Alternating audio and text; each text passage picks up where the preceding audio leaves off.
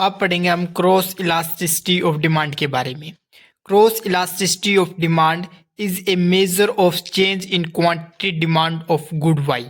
मतलब क्या है कि गुड वाई एक वस्तु हमारे पास वाई वस्तु, उसकी जो क्वांटिटी डिमांड में चेंज हो रहा है as a result change in the price of good X. मतलब एक के डिमांड में चेंज होने से दूसरे के प्राइस में कुछ चेंज देखने को मिले तो क्रॉस इलास्टिसिटी है। मतलब एक्स एक गुड का वस्तु का इफेक्ट दूसरी गुड की वस्तु के ऊपर इफेक्ट देखने को मिल रहा है।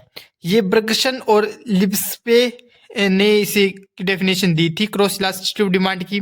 तो इसको मेजरमेंट करने के लिए क्या कहेंगे कि जितना प्रतिशत चेंज आपके गुड एक्स में हो रहा है डिमांड में, उतना उसके उस रिस्पेक्ट टू किसके गुड वाई के प्राइस में चेंज होने से, तो इसे क्रॉस इलास्टिसिटी ऑफ डिमांड कहते हैं।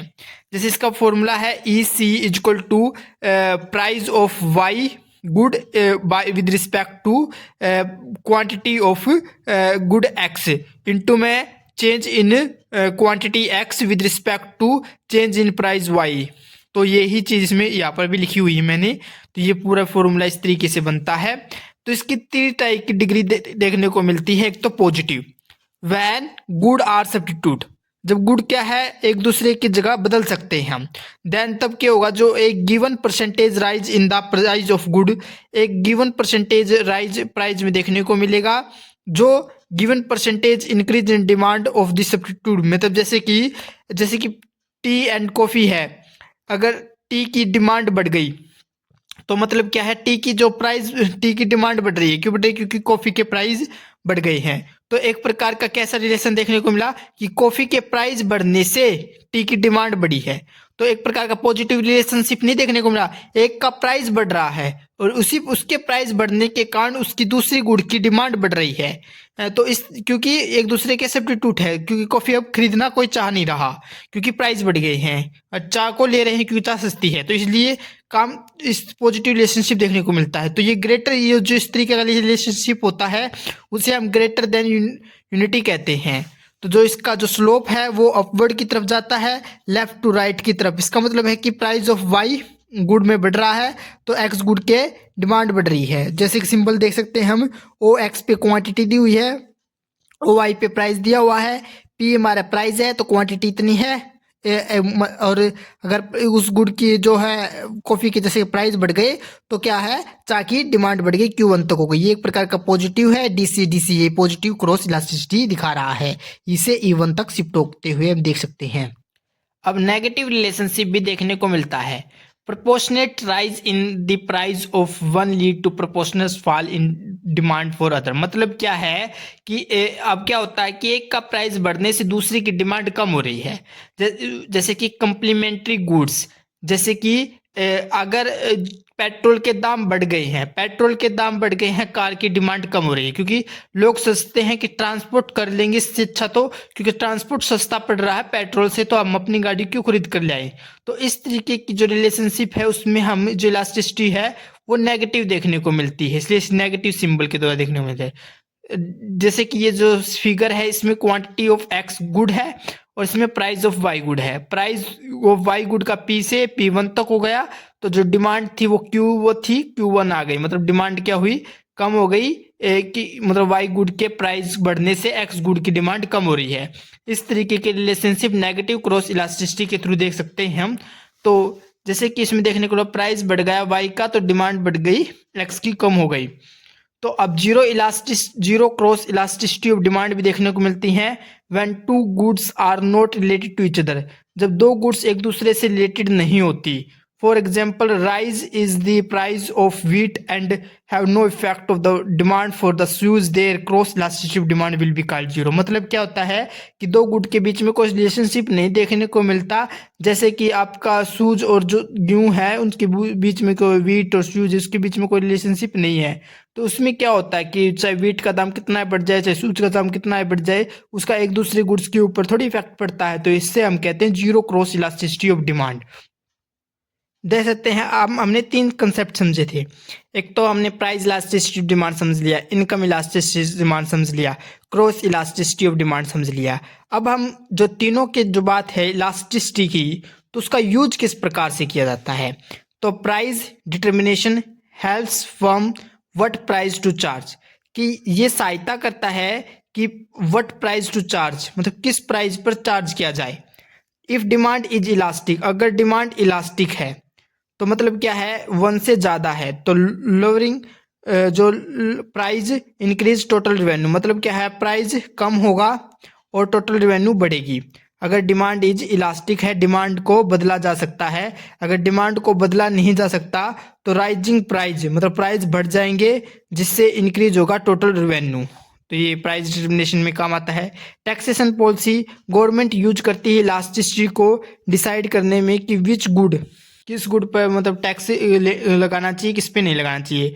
अगर डिमांड इज इन लास्टिक मतलब डिमांड को बदला ना जा सकता, जैसे कि पेट्रोल सिगरेट, तो वह उन पर हाइयर टैक्स रिवेन्यू लिया जाता है विद लेस इन डिमांड, जिसमें कम डिमांड में भी कम देखने को मिलती है गिरावट।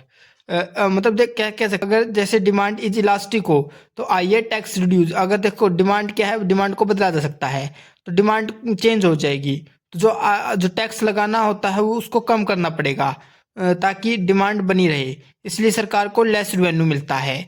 Veg determination, elasticity of demand for labour help determine wage policy, मतलब कैसे पॉलिसी को डिटरमाइन करते हैं कि अगर लेबर है वो इनलास्टिक है, मतलब एक जितने हैं लेबर उतने ही हैं, उतने वर्कर लगे हुए हैं, उनको हटाया नहीं जा सकता। क्यों नहीं हटाया जा सकता? क्योंकि और वर्कर हैं ही नहीं। तो क्या कर सकते हैं, वर्कर बार्गिन कर सकते हैं अपनी हायर वेज के लिए, लेकिन वर्कर को हटाया जा सकता है क्योंकि वर्कर वहाँ पर उपलब्ध है, इलास्टिक है, वर्करों को बदला जा सकता है। तो क्या हो जाएगा कि हायर वेज में क्यूज अनएम्प्लॉयमेंट, जो हायर वेज के लिए वो एम्प्लॉयमेंट जो कारण है उसके कारण वो हायर वेज के लिए भी नहीं कर सकते क्योंकि वहाँ पर अनएम्प्लॉयमेंट है, इलास्टिक है। International trade, export and import depend on price elasticity of demand, जो एक्सपोर्ट और इंपोर्ट है वो प्राइस इलास्टिक डिमांड के ऊपर है। Marshall Lerner condition, a devaluation of currency improve balance of payment only if the sum of elasticity of demand for import and export, मतलब वही बात है कि जो आप इंटरनेशनल एक्सचेंज है उसको भी इम्प्रूव करने का काम करता है इलास्टिसिटी, और इलास्टिसिटी को देखते हुए हम देख सकते हैं। प्रोडक्शन प्लानिंग, फर्म प्लान करती है प्रोडक्शन को डिपेंडिंग ऑन इलास्टिसिटी, जो फर्म है वो प्लान करेगी प्रोडक्शन की वो डिपेंडिंग इलास्टिसिटी के वाले गुड के लिए करे या इलास्टिक वाले। अगर डिमांड इलास्टिक है, कोई गुड की वस्तु की डिमांड इलास्टिक बदला जा सकता है तो फर्म क्या कर सकती है, अवॉइड कर सकती है और प्राइसिंग और प्रोड्यूस कर सकती है मोर एट लोअर प्राइस पे। मतलब डिमांड इलास्टिक है, लोग चेंज कर सकते हैं डिमांड को, अपने बदल सकते हैं, सब्स्टिट्यूट की गुड की तरफ चले जाएं या, इसलिए वो प्राइस को कम रखना पड़ता है। अगर इलास्टिक है मतलब चेंज नहीं कर सकते लोग, लोगों को वही चीज़ खरीदनी होगी तो फर्म कैन प्रोड्यूस कर सकती है, कम प्रोड्यूस करेगी बट स्टिल फिर भी प्रॉफिट कमा लेगी क्योंकि ज़्यादा टैक्स ज़्यादा प्राइस बढ़ाकर। Substitute and complementary good help करती है बिजनेस को समझाने में कंपटीशन कैसा है। अगर हाई क्रॉस इलास्टिसिटी मतलब high cross elasticity means goods are close substitute, goods के क्लोज सब्स्टिट्यूट जैसे पेप्सी और Coca Cola. Low cross elasticity का मतलब है गुड्स आर मतलब क्या है, वीक सब्स्टिट्यूट है। Monopoly and price discrimination, a monopolist use करता है इलास्टिसिटी को टू सेट करने में डिफरेंट प्राइस को इन डिफरेंट मार्केट में। Market with inelastic demand, inelastic demand होगी, अगर डिमांड लोगों को वही खरीदना होगा तो चार्ज हाई प्राइस रखे जाएगा। अगर डिमांड इलास्टिक होगी कि उसकी जगह दूसरी वस्तु की तरफ जा सकते हैं तो चार्ज लो प्राइस रखा जाता है। पॉलिसी फॉर्मेशन में गवर्नमेंट यूज करती है इलास्टिसिटी को प्राइस कंट्रोल, सब्सिडीज और वेलफेयर पॉलिसीज के लिए। एग्जांपल, सब्सिडीज दिया जाता है उन गुड के ऊपर या इलास्टिक डिमांड के ऊपर, एजुकेशन पॉलिसी, ट्रांसपोर्ट, जिससे कंजप्शन जैसी सिचुएशन को सुधारा जा सकता है। कंक्लूजन, इट हेल्प, ये सहायता करता है प्राइसिंग करने में, डिसीजन में और पॉलिसी बनाने में, प्लानिंग करने में और कंज्यूमर के बिहेवियर को समझाने में मार्केट में, पर but have some also present limitation, परंतु इसकी लिमिटेशन भी है। ओवरऑल कह सकते हैं कि ये एक इम्पोर्टेंट टूल है स्टडी करने में सेंसिटिविटी ऑफ जो डिमांड, सेंसिटिविटी डिमांड जो होती है इकोनॉमिक्स में, तो उसको देखने में काम करता है। तो thanks for watchings and next video के लिए आप सब्सक्राइब करके रख सकते हैं।